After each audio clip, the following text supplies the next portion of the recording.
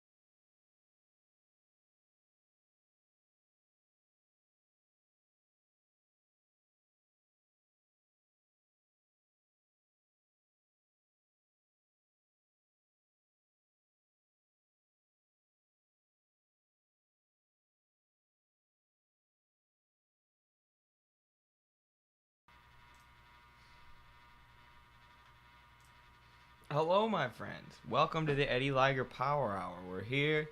We are on, right now we're on Streamlabs rather than StreamYard, so getting a little fancy here. StreamYard allows us to stream in 4K, so that's kind of nice. I have a new haircut today, so I don't know if any of you have seen the movie Joe Dirt, but that's kind of what I'm going for here. So hopefully that gets a positive reaction. Today we're just going to be reacting to some YouTube history channels, some bad YouTube history channels, oversimplified infographics and tick history, if we can get through them all. But the first thing that I wanted to react to is classic tanky Marxist account, Finnish Bolshevik. Reacting to Tick History, who we recently responded to, and we're really surprised by how not well thought out or well sourced this Tick History guy's arguments were. Because apparently he used to actually be a pretty good YouTuber. He used to have, history videos that made more sense. Why can't I see the chat right now? I cannot see the chat on StreamYard. That's annoying.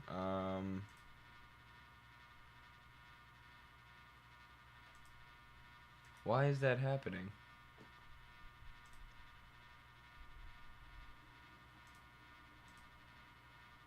Let me see my chat.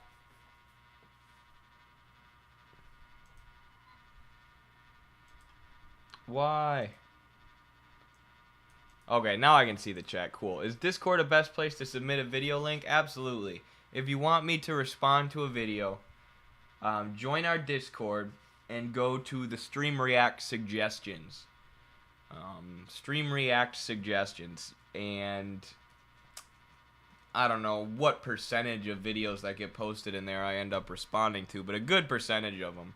As long as I think I have something to say about it or it isn't something that we've already reacted to in the past, I'll pretty much do it. Sorry, I forgot to set up my lighting the way I like it. Apologies. Hopefully that doesn't make my fan turn off, otherwise it's going to get hot in here real quick. I think it might. I might have to turn that light back on in a sec. But we'll... I'm turning it back on. I'm not risking my fan turning off, y'all. I know overhead light is not the best, but just deal with it. I'm sorry. So the first video I wanted to react to, like I said, was this from Finnish Bolshevik talking to Tick History. Responding to Tick History. It's pretty great. And Finnish Bolshevik touches on a lot of things that, maybe I would have missed if I reacted to this my own. What's up, Sebastian? What is your opinion on YouTube taking down North Korea channels to comply with NK sanctions? It's pure insanity, and it's something that we've actually been talking about on this channel a lot. Honestly, we've probably talked about this more than any other channel on YouTube. Because we like reacting to these vlogs of people just walking around in North Korea, right? But the U.S. and the ruling class is freaking out about it. They're freaking out about it because at this point, socialism has reached a stage of development where these socialist countries just straight up look a lot nicer than the U.S. They have public transportation connecting all the major cities. The public transportation is cleaner. There aren't homeless people everywhere, right? They take care of their people and they take care of their cities and infrastructure a lot better than we are. So when people make like YouTube vlogs in North Korea, it's really obvious to anyone watching it that they're doing a lot of things better than we're doing a lot of things. So they're trying to just shut down these YouTube vloggers. Like literally vloggers, people just showing their daily life, filming their daily life. They're trying to get these people shut down because they know the implications of Americans seeing that. You can't trick people into thinking North Korea is this evil hellhole where everybody's just tortured 24/7. If there's a bunch of YouTube vloggers in the DPRK just showing their normal life and people see that their life is just normal. What's up, Ashigo? How's it going? Alright, let's get into this video from our boy, the Finnish Bolshevik. Hello comrades, it's the Finnish Bolshevik. This is going to be a video response to TIK, a YouTuber who mainly specializes in World War II history videos, and I actually really like his videos. They're really thorough, detailed, they're always based on sources and facts. However, his most recent video called National Socialism Was Socialism seems really disappointing to me. Like, it actually caused quite a stir in the whole community because while most of his videos are really fact-based, this video is not really based on any kind of objective fact. It's mostly his own interpretation and his own opinion. Maybe not just his opinion, but the opinion of some other sources. But this is not the same kind of factual video as his other videos are. And I'll now attempt to demonstrate why this is. According to Marxists, modern society is capitalist and communism is the goal. Socialism is what happens on the way to communism. Yes, I'm being super simple here, but you get the basic gist. For Hitler, socialism was the goal rather than the transition period. So, yeah, Hitler is actually moving towards communism.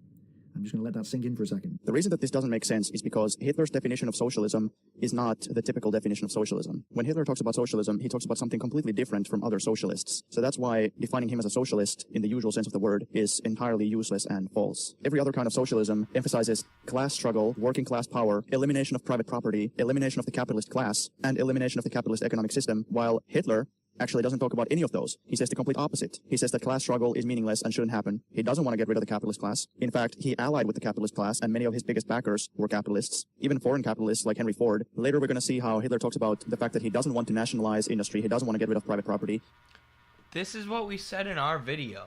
That if this Tick History guy actually took the time to read what Hitler wrote, read his economic policy, his quote-unquote theory, and then read Marxism, it's not even close. It's not even close to the same thing. Hitler, as he's saying, is not describing the same kind of socialism that you'll find in Stalin, Mao, Lenin, Marx, which is why socialists don't claim Hitler, and which is why the Soviet Union never considered Germany to be socialist and actually wanted to depose Hitler prior to the Molotov-Ribbentrop Pact, but the Western powers weren't so keen on doing that because Hitler was so friendly to multinational corporations, to Western corporations, including those owned by Prescott Bush, the grandfather of former U.S. President George Bush, who helped fund Hitler's rise to power. But the German economy at the time of the war looked the opposite of the Soviet economy. There's a reason that socialists today defend and support the Soviet Union, but not Nazi Germany. They weren't socialist. And in fact, the socialists were the ones who did the brunt of the fighting against Germany in World War II. Like, it's just, like, what the hell are you talking about? Tick History. You're a historian. This is embarrassing. He doesn't want to pursue the kind of economic policy that we usually associate with socialism. And in reality, the Soviets never reached true communism, so they were socialist as well. And here again, everything is instantly muddled. He says, Hitler claims to be a socialist, the Soviets claim to be socialist, so they're the same. But that's not actually true. Nobody in their right mind is going to look at the Nazi economic system and look at the Soviet economic system and say that they are the same system. Hitler claims to be a socialist, but his economy is not socialist. His economy is capitalist, because Hitler's economic system has not even attempted to get rid of private property. In fact, as you'll see in the sources that I will link below, the term privatization was actually originally invented to refer to the Nazi economic policies, because they privatized many key industries. Yes, they privatized many key industries. The capitalists in Germany also made record-breaking profits during the Nazi administration. The term privatization was coined based on an analysis of Germany during this time. That's where they came up with the word privatization, meaning you take industries that are run by the state, that are nationalized, and then you sell them off or give them away to business owners, to shareholders, to banks. It's exactly what Hitler did with the German economy, albeit in an autocratic, fascistic way where, you know, the businesses who he was handing off the state-run industry to were those that were willing to fund and support his political ambitions, right? So you could say that it's, you know, not free market capitalism.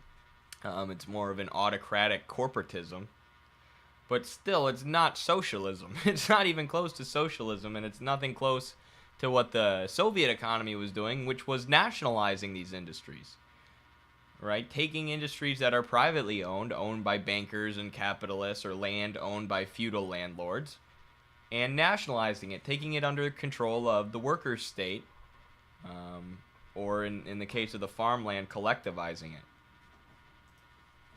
Because their economic system was capitalism, a system where private capitalists own the means of production, and where production is guided by profit. Now, in the Soviet Union, on the other hand, the capitalist class was totally stripped of its power. The means of production were either nationalized or collectivized. They were taken away from the private capitalists. They eliminated private ownership of the means of production, private ownership of the businesses and companies. And in the Soviet Union, production was not guided by profit, it was guided by an economic plan. Now, the Nazis also did have some planned elements, because it was a war economy, just like the US had some planned elements during its war economy. But the fact of the matter is, the Nazis still chose to use private capitalists and private contractors to provide them even with the war materials that they needed. Even war materials were bought from private capitalists who got record-breaking profits from them. It's actually quite difficult to tell the difference between National Socialism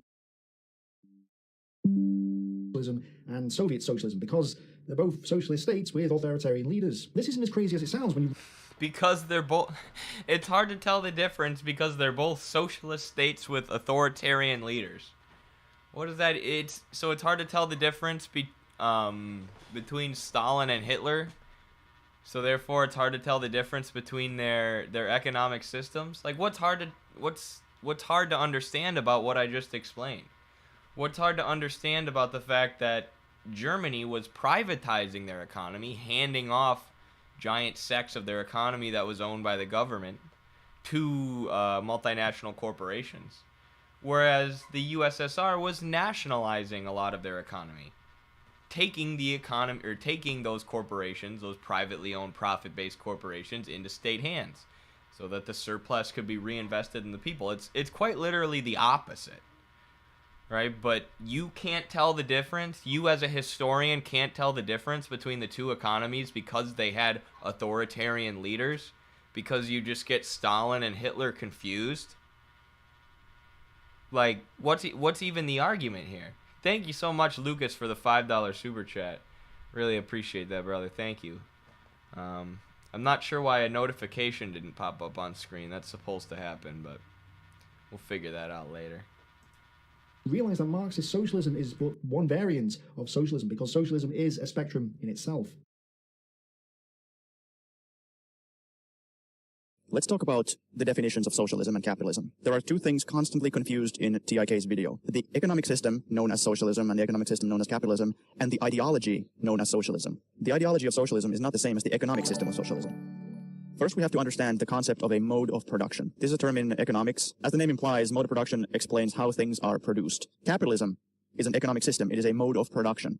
In capitalism, production is conducted by private owners, private capitalists, or some kind of private body who owns the companies. This can also be the state, because even in capitalist countries like Finland or the United States, the state still owns some companies, but these companies are still functioning in a capitalist way, and they do not in reality belong to everybody. So in capitalism, you have private ownership. The companies are owned by private capitalists, private interests. They do not belong to everybody. Production is guided by profits. The owners of the companies want profit, and they will produce and sell whatever they find most profitable. This is what is known as the profit motive. Another typical element of capitalism is a market economy. Now, you will find many different types of capitalism. You have laissez-faire free market capitalism, but you also have regulated capitalism, where the competition is not as free, where it is somewhat regulated. You also find monopoly capitalism, where some sectors or some industries or some companies have a monopoly or near monopoly status, so the competition is limited. But these are all forms of capitalism. The point is that the economy functions for profit via private owners. Now, let's look at the socialist mode of production. In the socialist mode of production, the companies, means of production, infrastructure, all these other things. I think everybody understands. This is, in our audience anyways, this is basically what I just explained. The difference between the Yahtzee economy versus the Soviet economy, which Tick History just said, you know, it's difficult to tell the difference, when it's really not. It's really not at all. We'll skip ahead. There is a government full of workers. Authoritarianism, on the other hand, is basically a spectrum. You don't really necessarily have authoritarian and non-authoritarian governments. Oh, this is interesting. It's controlled by them, their representatives, the people they have elected and whatnot. Instead of having a government full of capitalists, there is a government full of workers. Authoritarianism, on the other hand, is basically a spectrum. You don't really necessarily have authoritarian and non-authoritarian governments. It's more like a scale. Basically, Nazism... Pashiko here says it's always the same with authoritarianism. If you label one country authoritarian and another one authoritarian, it's always easy for propagandists to say that they're the same. Yeah, and that's what I always say. That's the whole idea behind totalitarianism. Really, it's just a way to equate communism with fascism, especially during World War II, and say that they're both totalitarian, they're both authoritarian, so that you can ignore the massive differences in the two different kinds of modes of production. The two different economic systems, which as Marxists, we believe the economic system is at the base of society. That's what's driving society and driving societal change. Right? So all of this real difference in the economy and all of the real things that the Soviet Union was doing for their people in terms of meeting their material needs and industrializing and stuff like that can be obscured and hidden by the word authoritarianism or by the word totalitarianism. They can be dismissed as authoritarian and then equated with fascism. Then you ask them to describe exactly how the economy works or the government and its various institutions work, and there's never an exact answer. Exactly right. Authoritarianism's, you know, just a word with no meaning for them that they can use to smear communists. Which is why I like this breakdown from Finnish Bolshevik here, where he's actually laying out, you know, what authoritarianism could look like, and how it could be placed on a spectrum. Because there are, you know, autocratic governments, for sure. There are more top-down dictatorial governments.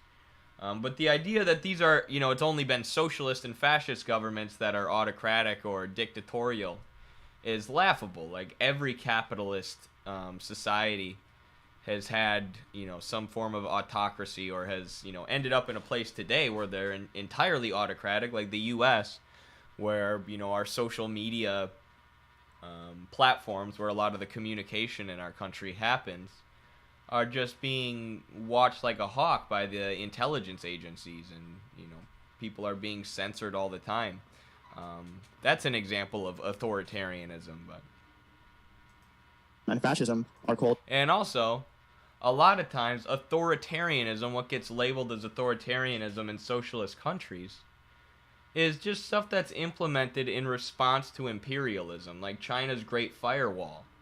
Right? China doesn't, I mean, their citizens are allowed to leap over the firewall and use the American internet.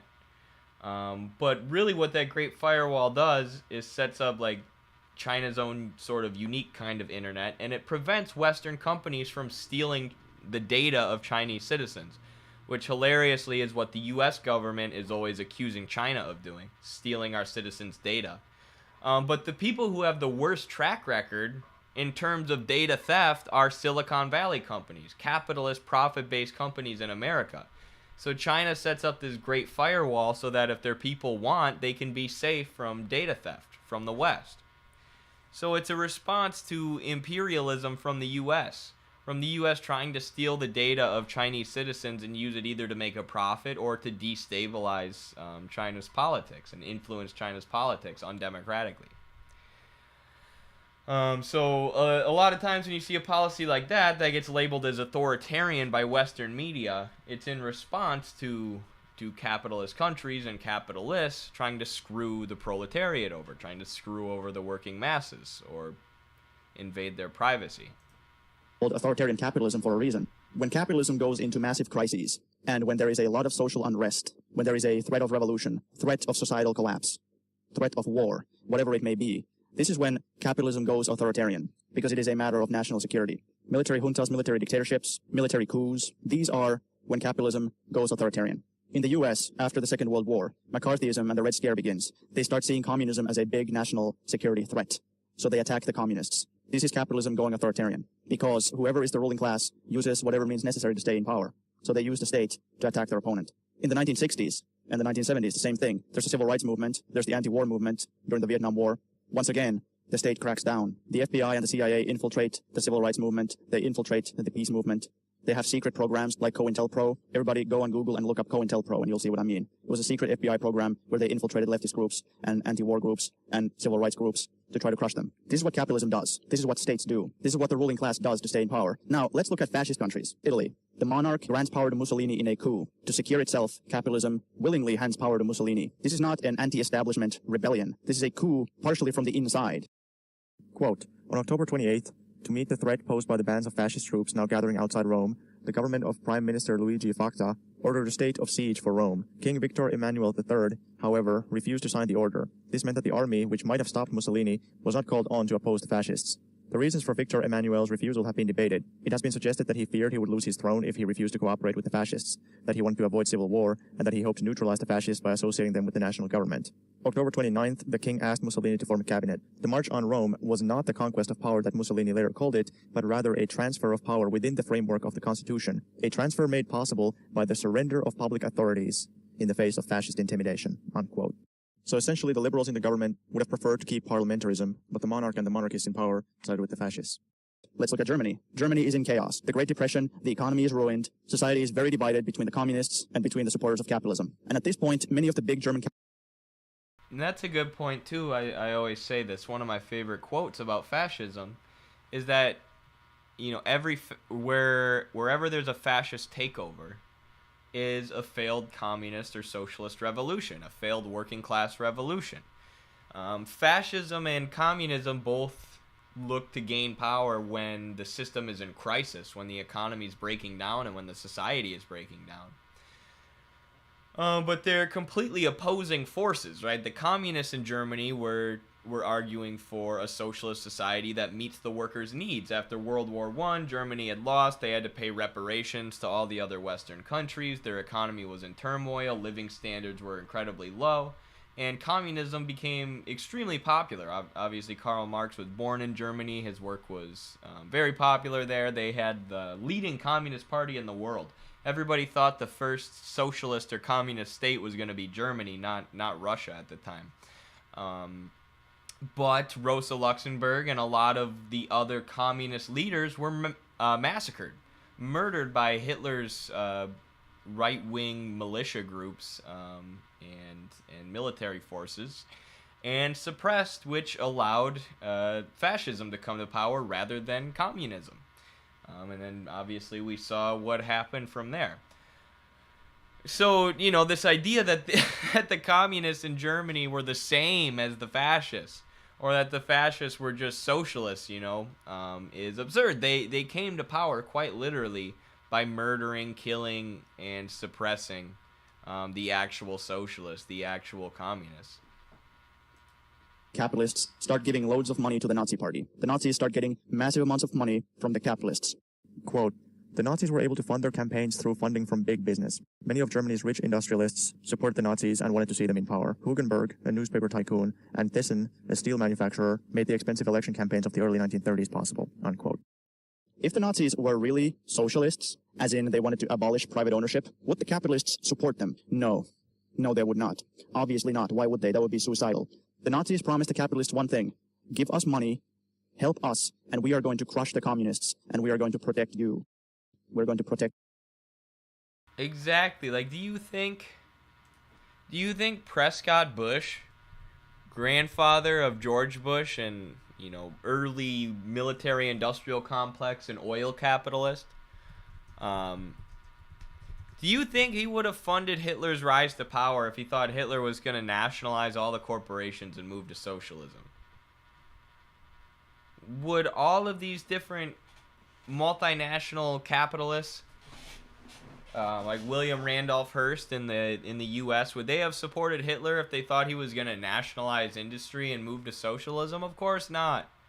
They knew that he wasn't a socialist from the beginning, which is why they ignored Stalin and the Soviet Union's warnings about Hitler's rise to power and didn't do anything about it until it was too late. And, you know, or not too late, but, you know, they could have stopped him much earlier than they did and saved a lot of bloodshed.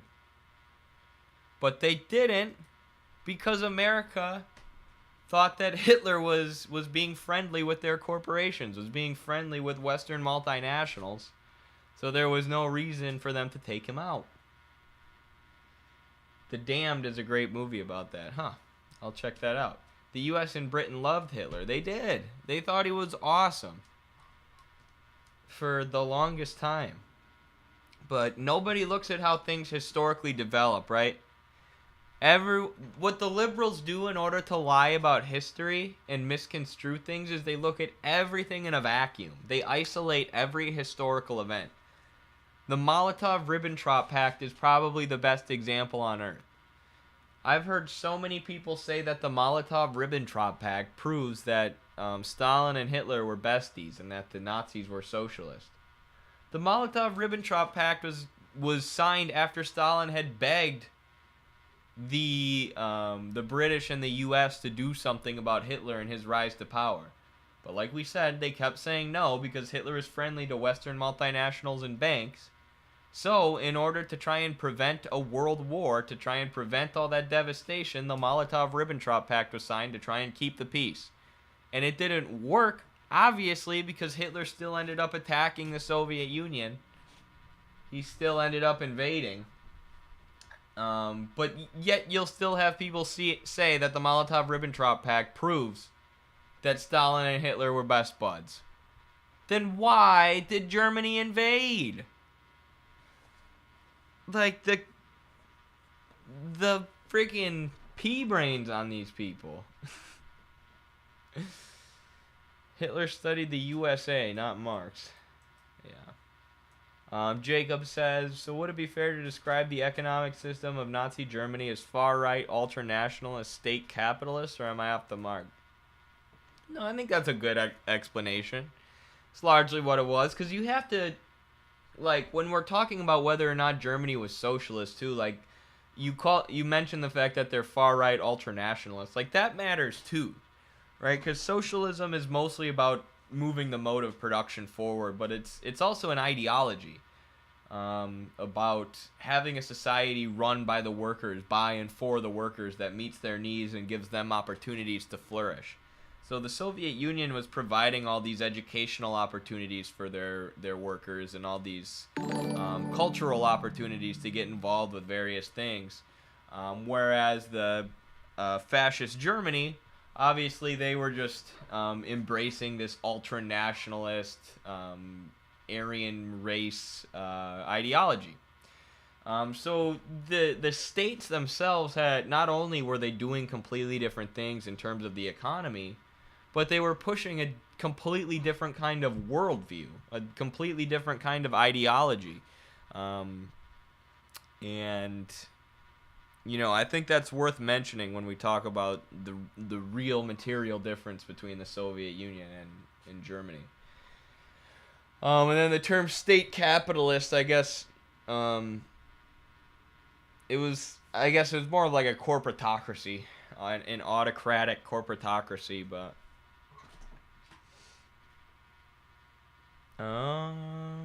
Ross, thank you so much. 15 euro super chat from Ross, the sugar daddy of Midwestern Marks. Appreciate you so much. our project wouldn't be able to function without Ross. We all know it. We all know it's true. People need to read Fur. They do. Sorry, what do we got here? What did Ross say? I'm trying to find it now. I'm not used to using this here Streamlabs. I'm used to using StreamYard. Ross said they were socialist in the same way as the Holy Roman Empire was holy. Or Roman. Yep. Socialist in name only.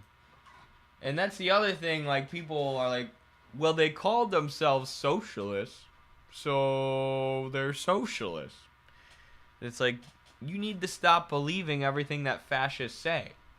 Right? They call themselves socialists, but nothing about them appears socialist. They're probably lying. Which, it was pretty easy, which it made sense to do at the time because of the popularity of socialism among the working people. So it made sense to capitalize on that popularity even when you're not a socialist party. Thoughts on alternate history? I don't know if I've heard of them. Are they pretty good? Hitler wanted an eastward manifest destiny towards Siberia. Yeah, I mean, he basically wanted to colonize the other European countries and colonize Russia and Asia and just make them feeder states, basically slaves to Germany at the center, to the great race of Germans. Which, think about what the U.S. has done to Latin America and Africa, much of the global south. Right, it's basically what Hitler wanted to do to Europe and Russia. Keep them deindustrialized, keep them below Germany, and have them use their labor and resources to just feed Germany. That's what West Europe and the U.S. basically did to Africa and Latin America, and what they tried to do what they've been trying to do since World War II for the next 70 years. So Hitler's view of, an ultimate dominant fascist Germany is not that much different from what the U.S. has actually looked like for the last 70 years. And that's the hard truth of it. I also find it funny most historians don't mention that the anti-Semitism of the Nazis was also inspired by the pogroms and loyalists to the Russian Tsar. The Finnish Bolshevik has a great video detailing this. That's also true. And that's also something to point out, that anti-Semitism, and as Jacob points out here, anti-Semitism that inspired the rise of Hitler and Nazism in Germany, was very big in Russia under the Tsarist monarchy. And it was something that needed to be thoroughly combated by the Bolsheviks at every turn. They were constantly fighting back against anti-Semitism. Lenin was constantly railing against the anti-Semitism and saying they're trying to distract us and tell us that our enemy is the Jews, when in fact our enemy is capitalism, the economic system. There were these peasant groups like the Black Hundreds in Russia who were anti-Semitic and fascistic, and they had to be, the Bolsheviks would go to them and recruit people. They'd get people to leave the Black Hundreds and convince them that Marxism was the way to go. So, very interesting.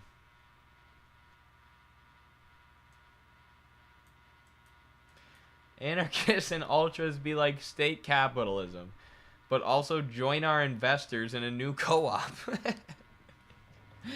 They be saying state capitalism as a negative, and then they want you to participate in actual capitalism.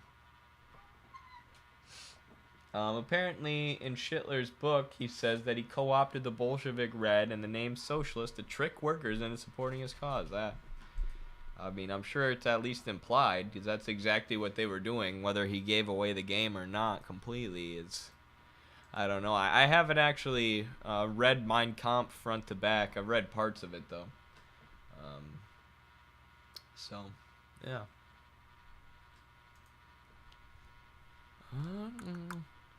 So, obviously we detailed recently that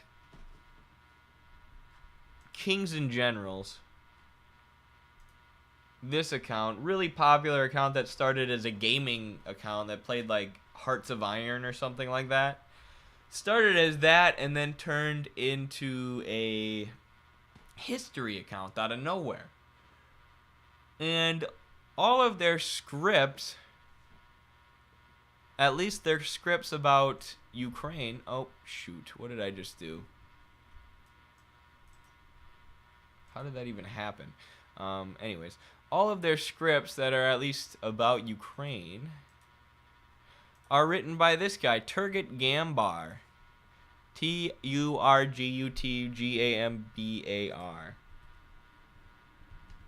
And if you search Turgut Gambar, you see that he works for the National Endowment for Democracy, the CIA cutout organization that works to pursue and uphold U.S. interests all around the globe. One of the main regime change arms of the United States and of the U.S. government that exists in modern day. The NED is extremely powerful. They often facilitate, say, like USAID money going to different NGOs, non-governmental organizations, and being used for to further U.S. interests. And one of the main things that they do is push propaganda and create propaganda and disseminate propaganda, which is basically all this guy's job is disseminating social media propaganda. It says here that his role is, or his job, or his focus, his area of expertise is on the role of social media in democracy movements.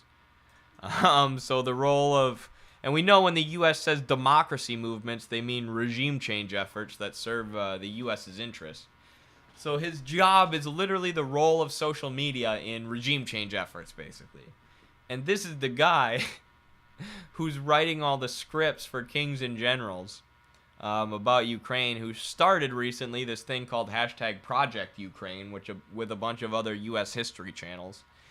So I'm 99% sure that's just the NED facilitating a bunch of propaganda and influencing a bunch of other history channels. So it's very sketchy. There's a lot of sketchy stuff like that with these channels. And just look at so this is Infographics, right? Who we react to all the time. They're constantly doing propaganda videos about Ukraine, about the Cold War, videos trying to make the U.S. look good and push this neoliberal imperialist narrative about the world. And this is their most popular videos, though. And most of these videos are from like 2, 3, 4, 5 years ago. And these are the kind of videos that Infographics used to post all the time. What happens when you die? Russian sleep experiment. What happens to your body while you are having sex? How they caught Ted Bundy. Insane way that El Chapo escaped from prison. I was trapped underwater for 3 days. Here's how they used to punish people. Here's how the SEAL team took down Osama bin Laden. Very few political videos, right? But as time passes, within the last few years, you get all these videos all of a sudden about Iran, about the DPRK, about how evil North Korea is. And especially lately, all these videos about Russia and Ukraine. And about the Ukrainian counteroffensive and Yevgeny Prigozhin, the cost of war. Putin's time is running out. Putin. So you just gotta wonder. I don't have any hard evidence like I do with Kings and Generals. But you just gotta wonder if, there's somebody influencing Infographics behind the scenes. Right? That push them to turn their content from just clickbaity little interesting videos about sleep deprivation and the human body and science to non-stop neoliberal propaganda, NATO propaganda about Russia. Literally non-stop. And with a few anti-DPRK videos thrown in there. It's just sketchy that all of a sudden their videos just had a hard turn towards neoliberal propaganda at the same time that the NED is connecting with Kings and Generals, and Kings and Generals is starting this hashtag Project Ukraine thing. I don't know if that's, Infographics is even tied to Project Ukraine, but we know that the intelligence agencies and groups like the NED are just so involved with social media at this point. Both censoring critical content, censoring content that is critical of hegemonic narratives, and promoting content like this, pushing content like this. Philip DeFranco level neoliberalism. So here's one of their recent ones. An ex-CIA agent breaks down why Putin is in trouble. Now, I don't mind interviews with ex-CIA agents, but a lot of them, trash the industry and talk about, they're ex-CIA agents talking about how our government is currently run by neocons who are pushing us towards World War III in Ukraine. But I have a feeling that the kind of CIA agents the Infographics show likes to bring on are the kind who are going to push U.S. neoliberal propaganda. We'll see. I actually haven't watched this video. A lot of times I watch the videos before we react, but have not seen this one. Putin's troubles are mounting at breakneck speed. That's the message from former CIA Chief of Russian Operations Steve Hall. And what comes next might break the Russian dictator. Today, we'll explore Steve Hall's predictions for what will happen in Ukraine and see if Putin is truly doomed. It's almost impossible. So Jackson says CIA money got Infographics acting sus. Yeah, that's kind of it's a little weird they take this turn towards propaganda and all of a sudden they're platforming CIA officials. And, like I said, there's value in talking to former CIA officials, but looks a little weird for Infographics to be talking to these guys. As their content is just shifting to neoliberal propaganda, and as one of their main competitors and contemporaries, Kings and Generals, a very similar style of channel, is literally having their videos handcrafted by the National Endowment for Democracy. Just a little sus. Possible to turn on the news nowadays and not hear more reports about Ukraine asking for additional ammunition. Recently, a sensationalist story about Ukraine running out of air defense missiles had many believing that the end was nigh, and the Russian Air Force would finally show up and rain destruction from the skies, ending all Ukrainian resistance. However, the truth was that Ukraine was simply stating that at the current rate of consumption, they would be running out of missiles in a matter of months, not immediately. Likewise, Ukraine has famously been running into supply shortages of shells for its artillery as well as other more specialized kit, like GMLRS rockets for its HIMARS. But what might surprise you is that Russia is having the exact same problems, if not worse. Russia's ammunition... They're not really, but remember when I said that Russia is demilitarizing Ukraine by engaging in this long protracted conflict, and they're demilitarizing much of the West because the West is running out of ammunition to give Ukraine? Remember when I said that in my debate with Vaush? He was like, his moobs started jiggling. He was like, it was disgusting. It looked like Jabba the Hutt trying to do a jelly roll or something. But anyways, he just thought that was the stupidest thing ever because, Russia's not actually trying to demilitarize Ukraine and the West. Putin's just an unhinged, irrational actor who kills puppies every day when he wakes up in the morning because he's so evil. And he just decided one day to invade Ukraine.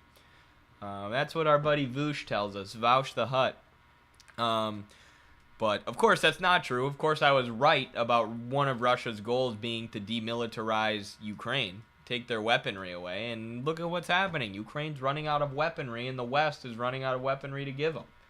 Right? You can disagree with that strategy of waging a long, protracted war. In many ways, that's what Yevgeny Prigozhin disagreed with Putin and the Russian defense ministers about. He wanted, a more...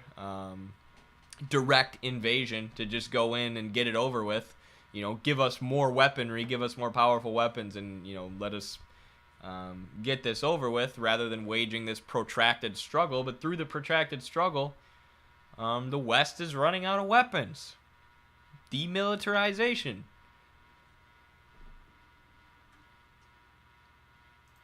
Problems are becoming just as acute as Ukraine's. But unlike Ukraine, Russia doesn't have the advantage of the global coalition of allies and partners willing to shoulder the burden of resupplying it. Russia's global coalition instead consists of Iran, reportedly South Africa, and China on the down low. The advantage that Russia has had over Ukraine, however, was a massive stockpile from the Cold War when everyone was hoarding ammo in anticipation of Armageddon. But that stockpile is running dangerously low. A few months ago, Ukraine announced that for the first time since the start of the war, it had achieved artillery parity with Russia on occasion. Typically, Russia fired 20 times the shells Ukraine fired back. But ammo shortages brought the two to a more even playing field. HIMARS strikes and Special Forces sabotage sabotage behind enemy lines helped exacerbate Russia's ammo problems, bringing the average exchange rate to 6-1. This dramatic drop in artillery had a direct effect on Russia's ability to conduct offensive operations.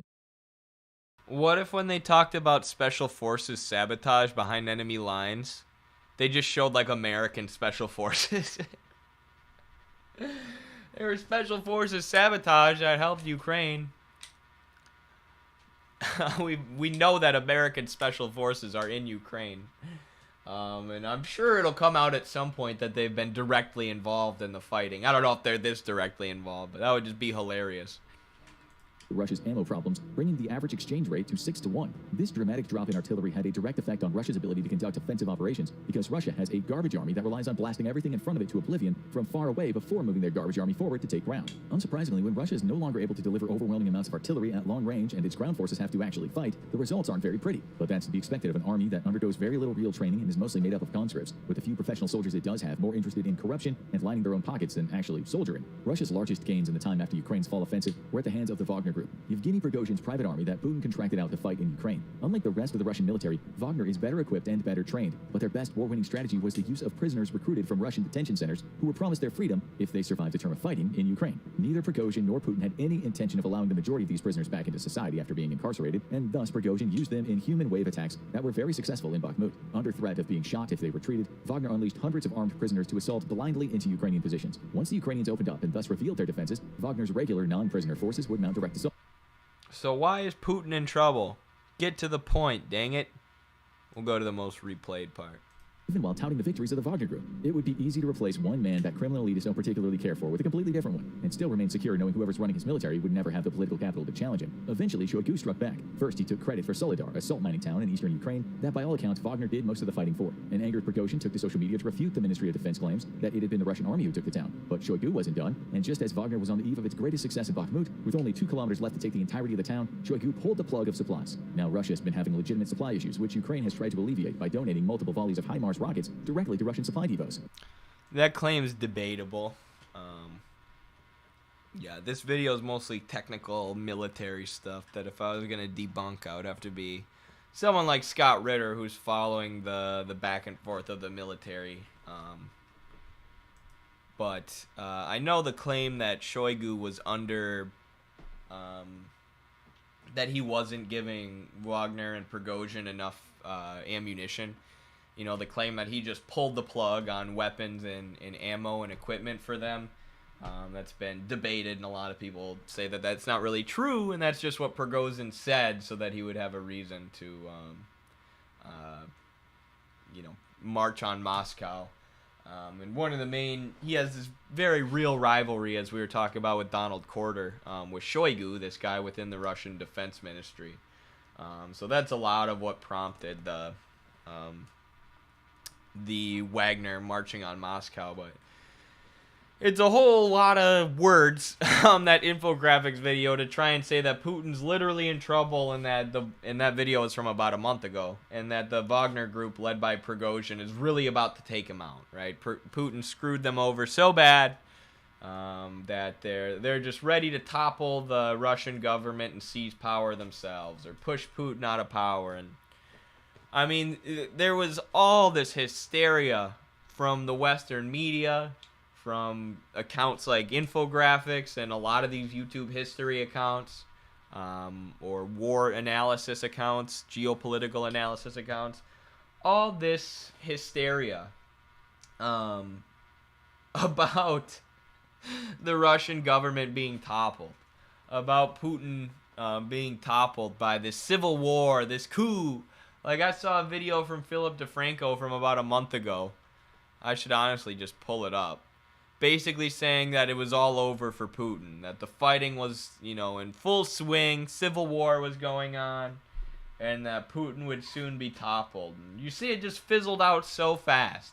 It fizzled out so fast. Nobody died. There was no fighting or bloodshed, despite the claims of Western media. And Lukashenko from Belarus called Prigozhin and negotiated with him and got him to turn around and leave. And then everyone's like, but what will happen to Prigozhin? Putin's going to have him executed with his bare hands. And then Prigozhin just flees to Belarus. Coup over, civil war over. Holy crap, it's like the Western media was making much ado about nothing.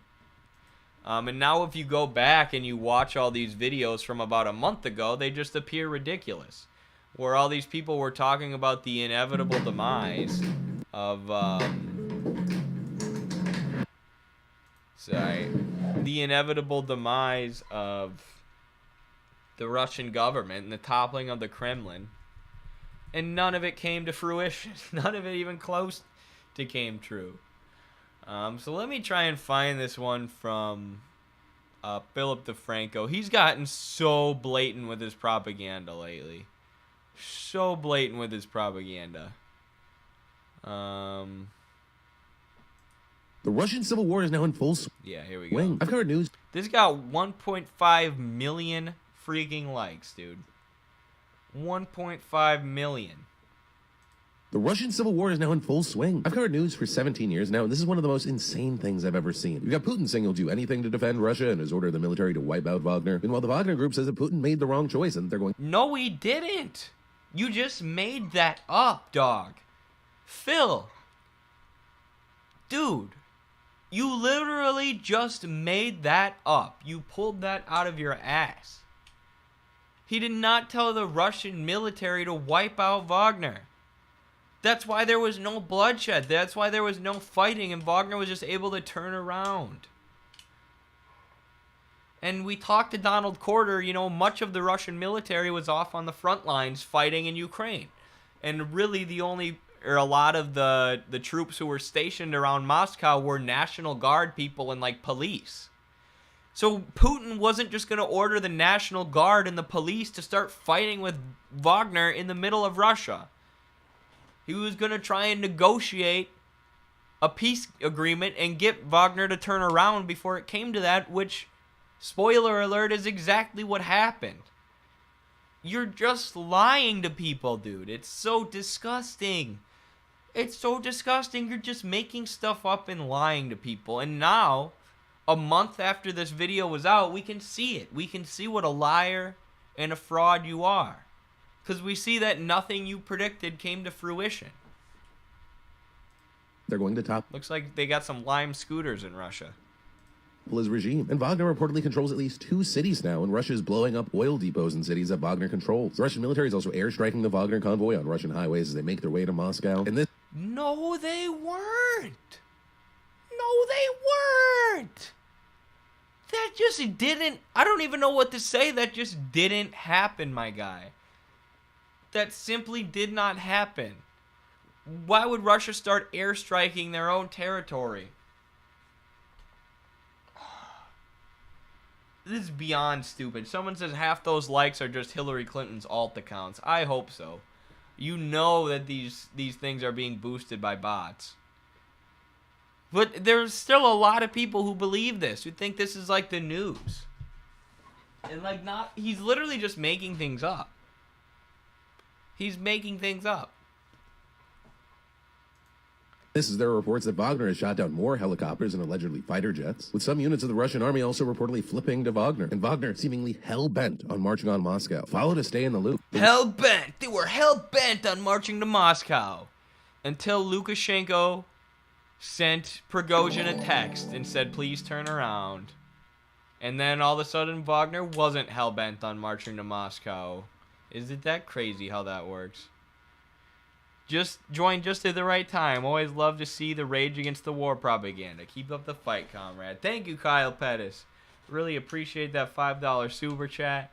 Instrumental to our work here at the Institute, of course. Appreciate you so much. Kyle's an awesome organizer and someone who is also combating all this stupid war propaganda. But, I mean, this is insane. This is just insane, and the what's so funny, too, is, you know, he made all these videos about how Wagner is hell-bent on coming to Moscow, and then a day later, the coup is over. The Russian Civil War coup attempt is over? What, bro? I thought they were hell-bent on marching to Moscow, bro. You literally said that 2 videos ago. Oh, and now the Civil War, the coup is over? I thought you said members of the Russian military were jumping on board with Wagner. I thought you said Putin's days were numbered. Oh, and now it's just over? How are there people who don't see that this guy is full of shit? How are there human beings who watch Philip DeFranco and think he's just being honest here? Maybe, kind of. Reports are now coming out that Wagner has halted their advance to Moscow and will be returned. But I thought they were hell-bent. Literally 2 days before you posted this, you said they were hell-bent on getting to Moscow. I don't even know what to say. I don't even know what to say. You made things up, Philip. You made things up about what was going on and reported it as if it was the news. And it made you look like a fool. Because everything you predicted, or nothing you predicted happened, or even close to happen. And everything we predicted was going to happen with this civil war coup did happen. And everything Donald Corder predicted, who's actually in Moscow doing real journalism right now, unlike Philip, everything he said was going to happen with this coup is actually what ended up happening. Everything the Marxist-Leninists said. Nothing that Philip said was going to happen happened, but he's still getting millions of views, and there's no apology. There's no, hey, sorry I got this wrong. Just like there was no apology, and Philip's video about the Nord Stream pipeline is still up, even though he got that wrong and said that Russia blew up their own pipeline, like a moron. And now that it's been proven that it was Ukraine, the U.S. who blew up the pipeline, no retraction, no apology, no, hey, sorry, I got that wrong, guys. Sorry, I falsely reported what happened in Nord Stream, and then in my comments was calling anybody who was being critical of me a shill for Putin. No apology. I'm just going to keep posting neoliberal propaganda. Imagine being this guy. Imagine having no soul to have sunk this low. Man, all the money in the world would not be worth it, Phil. I could never sell out like you. I just wouldn't be able to sleep at night. This is a freaking hilarious video he posted too. America is beloved all over the globe, according to Like, dude, I'm not one of these, like, death to America communists. UK is making plans. America is beloved all over the globe, according to... But you can't say America's beloved all over the globe. Like, dude, and then he just nitpicks data.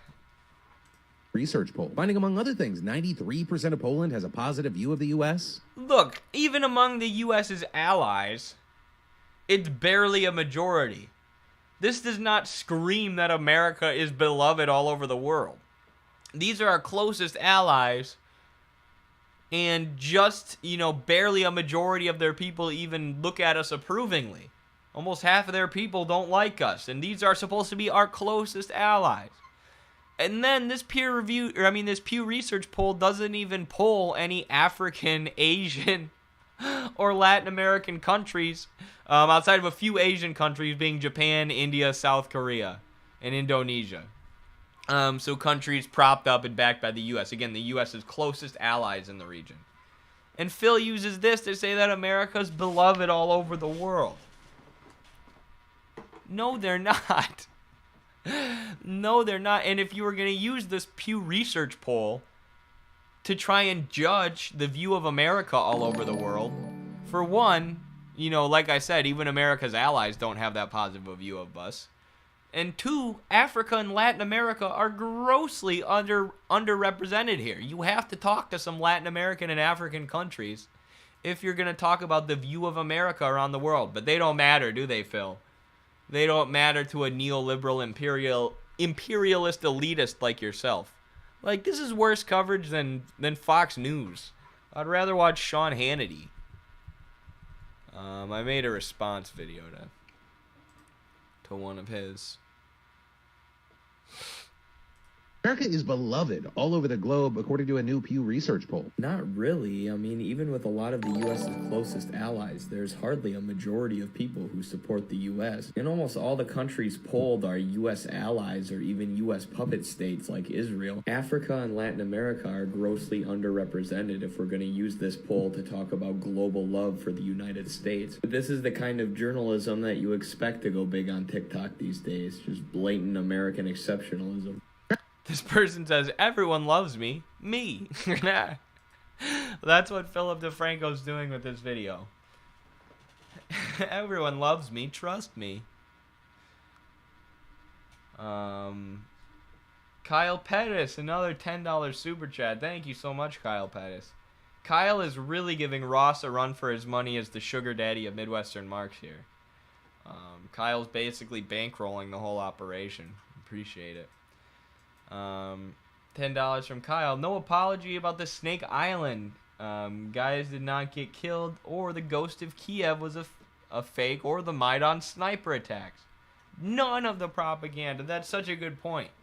Right? These are now things that have been proven without a shadow of a doubt. In terms of the Maidan sniper attacks, Ivan Kachanovsky has published extensive, peer-reviewed academic reporting showing that without a doubt, the Maidan snipers were Maidan snipers. They were snipers in Maidan-controlled buildings. They were attacks that were largely perpetrated by the extreme ultranationalist far right in Ukraine who wanted to hijack the legitimate Maidan protests and turn them into a coup. And the U.S. and their NGOs were, happy to help. So this has been proven without a doubt, but there's no apology from Philip DeFranco, just like there's no apology from mainstream media. They don't care. They'll just continue to lie, continue to post more lies, and hope that you forget about it and hope that nobody holds them accountable. And, just blatant stories like Philip DeFranco was making all these videos about the ghost of Kiev. And then maybe one video about how it turned out to not be true, how it turned out to not be real. Sorry, I was pushing this pro-Ukrainian story, pro-NATO story for the last 3 months. Turns out it's completely not true, and it was just pulled out of someone's ass. But, not my fault. I'm just a reporter. It's not like I'm supposed to get the facts straight. It's not like I'm supposed to fact-check the things that I report on here. They're just handed to me by the NED. They're just handed to me by some guy. How can you manage to watch this stuff? Craziness. I don't know, man. It's infuriating. But someone's got to combat this stuff because people believe it. People buy it. Sadly enough, the average German wants U.S. troops out of Germany. Same with Italy and Japan. Yeah, I have a feeling, too, when people talk about America being beloved all over the world, they're like, we don't hate the American people. We don't hate the American working class who are screwed over by their own government and healthcare system and blah, blah, blah. We just hate the American military. We hate the American oligarchy. We hate the American military bases stationed in our country. Snake Island belongs to me, says Cobra Commander. Should. Ukraine is gonna collapse in 2 years. Yeah, I mean, at this rate, they're forcing Russia's hand almost. Like, I think Russia might end up having to topple the regime in Kiev, which wouldn't be good, but...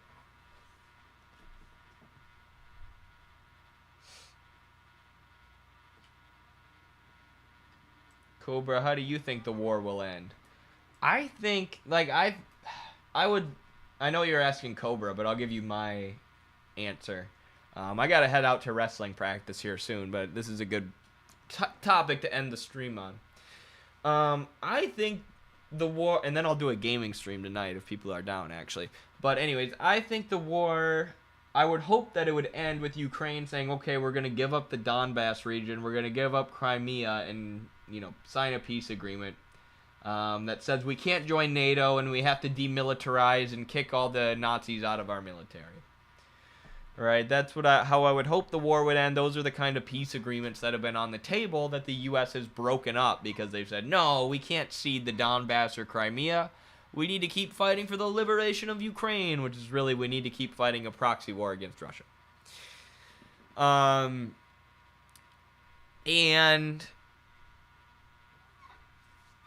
I just don't, like, Zelensky is such a puppet of NATO and the U.S. at this point that I don't see them agreeing to that. I don't see them buying into a peace agreement. I think they're going to continue to decline, continue to say no, and say you have to give us back Crimea and the Donbass, which obviously just isn't happening at this point. Russia's not going to do that. And I think Russia will eventually have to topple the Zelensky regime in Kiev, unfortunately. That's how I see it going. But I could be wrong. I'm not a military commander. Of course, I'm not a military commander. I'm not a military analyst or military expert, and that factors into this a lot. So we'll see, but what game you playing? Me? I'm not playing a game. I have Victoria 3 downloaded on my computer. I've been playing that a little bit. The game that people hate because communism is the best governmental system. I think Europe will become more unstable as time passes. Yeah, definitely. You're going to see way more stuff like what's going on in France. Right? And unfortunately, the communists and socialists probably aren't organized enough at this point to turn those into a real proletarian working class uprising. But you know, there's going to be a lot more violence and uprisings and riots. Alex says regime change in either Russia or Ukraine is how it will end. Yeah. Yep, that's a good way to put it. Either NATO wins or Russia wins. And, you know, Russia wins if they get the Donbass and Crimea, and Ukraine gets demilitarized and denazified. But I don't know if that's going to happen without regime change in Ukraine at this point. Cringe, because that means a lot more fighting and a lot more dying. But I'm not sure Ukraine isn't already collapsed. Just depends on what you mean by collapse. Totally true, Harold. Totally true. I mean, complete plundering of their economy by Western multinationals. Complete autocracy in their government. You know, all opposition parties, all opposition media, opposition political leaders jailed, shuttered, shut down, banned. You know, country entirely privatized. It's just a U.S. puppet state with a huge Nazi problem at this point. And you know, you could definitely consider that a collapse. You could consider, and they haven't had their sovereignty since 2014, right? You could consider that a collapse. You could consider the 2014 color revolution a collapse, where sovereignty was stripped from the people and they were set on this path of Nazification and antagonizing Russia, antagonizing the world superpower to their east. So ever since that point, really, Ukraine's been in the process of collapse. Like, I mean, I guess there's at some point there's a qualitative leap to collapse where we say this government, this country has collapsed. But, you know, until then it's a development. It's a dialectical development, a process of collapsing. And it's just a question of where in that process is Ukraine. Did they already collapse in 2014? Or was that, you know, the qualitative leap towards collapsing? Now they're in the process of collapsing, and there's going to be an event in the future that, you know, we can say that was the, you know, collapse of the Ukrainian state right there. I don't know. I'm kind of scared living here, says Jordan's final form. Living in the U.S.? Or are you coming to us live from Ukraine? That would be crazy. Yeah, the U.S., the repression and the crackdowns in the U.S. are getting worse. They're getting way worse, so. Yeah. My next stream will be from jail.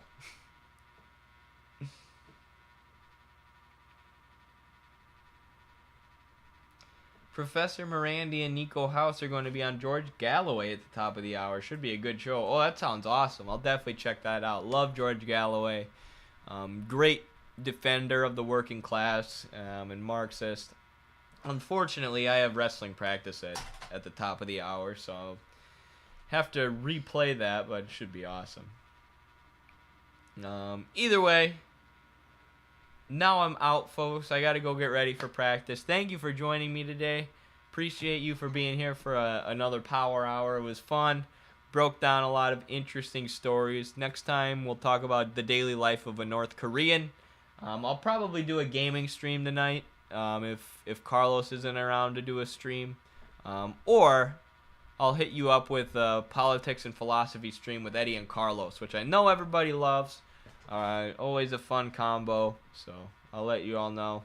But thank you so much for being here. Thank you to the moderators on Parallel Dev, Jacob, Cobra Commander, Were Pilgrim. Appreciate you.